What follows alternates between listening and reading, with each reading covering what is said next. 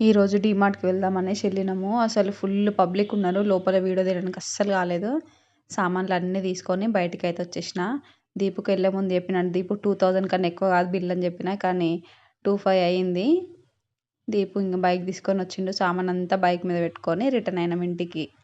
వెళ్ళే రూట్లో బుజ్జి ఏమన్నా తింటావా అన్నాడు. తింటది ఇప్పుడు, ఎందుకు తినన్నా.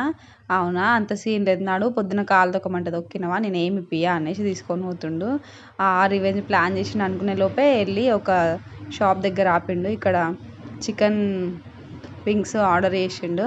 వేడి వేడిగా అప్పుడే ఫ్రెష్గా చేయించుకొని అన్ని పార్సల్ చేయించుకొని ఇంటికి వెళ్ళినాం. ఏంది ఇంత కొన్ని ఉన్నాయి అనుకుంటారా, వచ్చేటప్పుడే బైక్ మీద వెనక కూర్చొని లాగించాను అనమాట నేను మంచిగా. ఇంటికి వచ్చి స్ప్రైట్ పోసుకొని పిల్లలతోటి మంచిగా కూర్చొని ఎంజాయ్ చేస్తున్నాం. 100 రూపీస్కి 15-16 పీసెస్ వచ్చినాయి. నాకైతే బెటర్ అనిపించింది. మంచి స్ప్రైట్ తాగుకుంటా, చల్లని స్ప్రైట్, వేడి వేడి చికెన్ తింటుంటే మస్తు ఉంది అసలు. Subscribe for more. Thank you for watching.